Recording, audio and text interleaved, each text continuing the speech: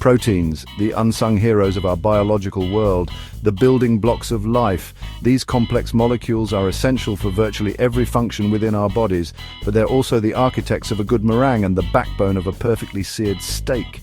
Intrigued? You should be. From the kitchen to the lab, proteins are everywhere. Today we're diving into the fascinating world of proteins, exploring the transformative processes of denaturation and coagulation. These processes are not just scientific jargon, they are the magic behind many of our favorite foods.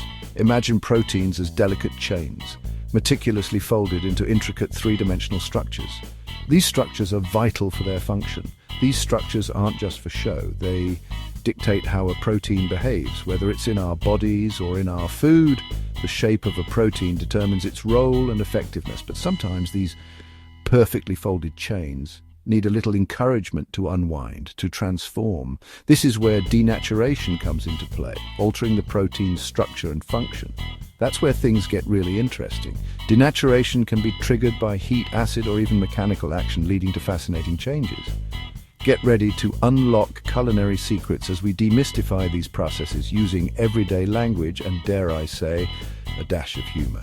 We'll see how these scientific principles apply to cooking. We'll delve into the whys and hows of denaturation and coagulation, revealing their crucial roles in whipping up culinary masterpieces. From fluffy meringues to tender steaks, these processes are key, so grab your chef's hat and let's get cooking. Together we'll explore the science behind the art of cooking, making you a master in the kitchen. Picture this. You have a neatly rolled up ball of yarn. That's your protein, all compact and organized. Now imagine gently tugging on the loose end, letting the yarn unravel and loosen. That, my friends, is denaturation in a nutshell. Denaturation is like giving proteins a little pep talk, encouraging them to loosen up and unfold from their tightly wound structures. It's not about breaking them apart completely, it's about rearranging their structure, coaxing them to interact differently with their surroundings. This process disrupts the weak bonds holding the protein together, causing it to lose its original shape. But why is this important in the kitchen? Because this structural change is the secret behind transforming gloppy egg whites into fluffy meringues and tough cuts of meat into succulent roasts. So, what exactly convinces proteins to loosen their grip on their meticulously folded shapes? Well, it's a combination of culinary culprits, each with its unique way of persuading proteins to let loose. Heat is the most common culprit. Think about what happens when you fry an egg.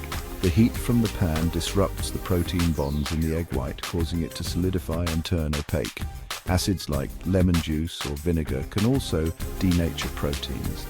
Think about how you cook fish with citrus in ceviche. And let's not forget about mechanical force.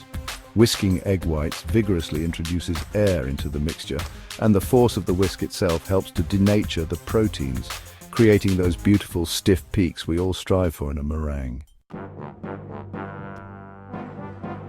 Now, let's get down to the nitty-gritty. How does denaturation play out in our kitchens? The answer, my friends, is everywhere. Think about searing a steak. The heat denatures the proteins on the surface, creating that beautiful brown crust we all crave.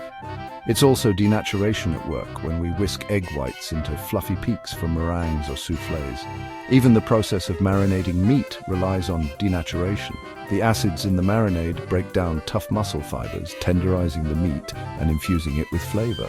So, the next time you're in the kitchen, remember that denaturation is your culinary sidekick, working behind the scenes to transform ordinary ingredients into extraordinary dishes. Section 5. Joining forces. Coagulation steps in. Denaturation, as fascinating as it is often only the first act in a two-part culinary drama. Enter coagulation, the process where denatured proteins decide to get social and stick together, forming clumps and clusters. Remember that yarn analogy? Once we unraveled the yarn, it was free to tangle and intertwine with itself. Coagulation is like that. The denatured proteins, now with exposed surfaces, start to interact and bond with each other.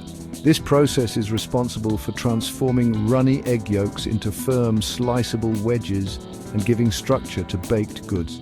It's the magic behind creamy custards and perfectly set panna cottas.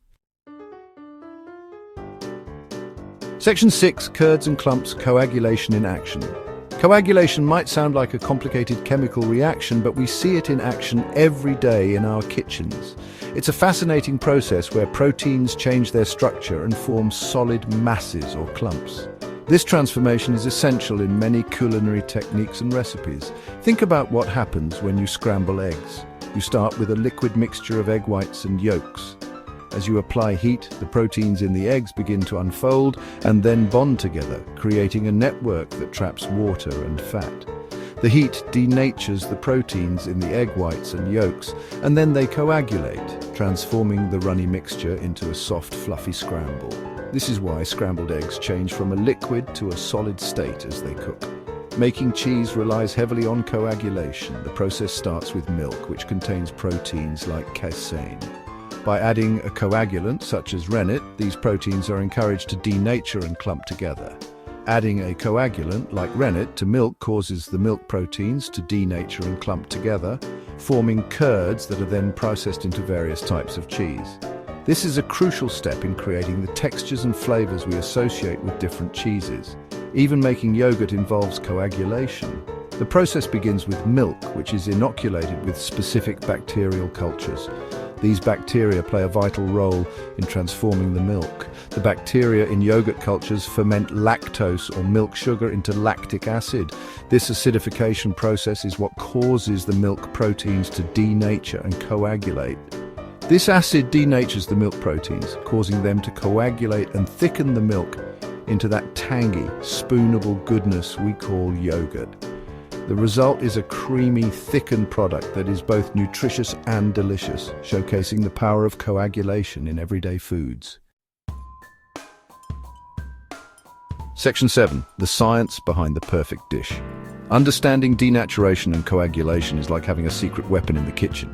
These processes are fundamental to cooking and can make the difference between a good dish and a great one. When you grasp how proteins change their structure under heat, acid, or mechanical action, you gain a powerful tool to control the texture and flavor of your food. It allows you to predict how ingredients will behave under different conditions and empowers you to manipulate them to achieve specific results. For instance, knowing the exact temperature at which an egg white coagulates can help you make the perfect meringue or custard. This knowledge is not just for professional chefs. Home cooks can also benefit immensely. Want a perfectly seared steak with a juicy pink center? The secret lies in understanding the Maillard reaction, which is the chemical reaction between amino acids and reducing sugars that gives browned food its distinctive flavor. By mastering this, you can achieve that perfect crust while keeping the inside tender and flavorful. Control the heat and cooking time to denature the proteins on the surface while keeping the interior at the desired level of doneness.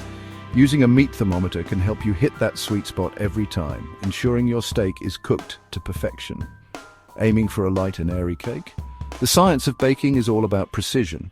The way you mix your ingredients, the temperature of your oven, and even the altitude at which you're baking can affect the outcome.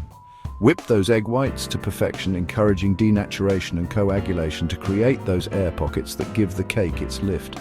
The proteins in the egg whites unfold and form a network that traps air, giving your cake that desired fluffiness. The key is to remember that proteins are sensitive little things.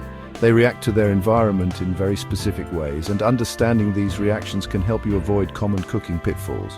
Too much heat, too much acid, or too much agitation can lead to over-denaturation and coagulation, resulting in tough meat, rubbery eggs, or curdled sauces.